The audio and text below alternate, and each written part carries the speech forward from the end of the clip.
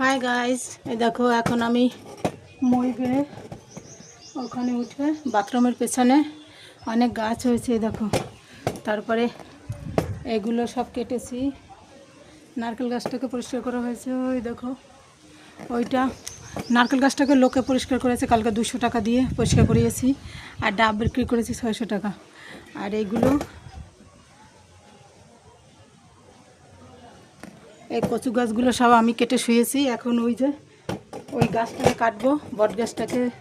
একদম পায়খানার বাথরুমের পেছনে একদম জঙ্গল হয়ে আছে, পাশের বাড়ি তো আছে বাচ্চা কাচ্চা, তার জন্য বেটা ছেলে না থাকলে যা হয় আমাকেই সব করতে হয়, কারণ লোক দিয়ে করিও সারাদিন এইটুকু কাজে লাগায়, ডবল ডবল টাকা নেয়। তারপরে আমি একা থাকি তো বদমাইশি করে, সেই কারণে নিজেই কষ্ট করে এটুকু করি, নাহলে 500 টাকা তো দেওয়াই যায় না, কিন্তু শয়তানি করে টাকাও নেবে, আবার দালালি করে আমার সাথে।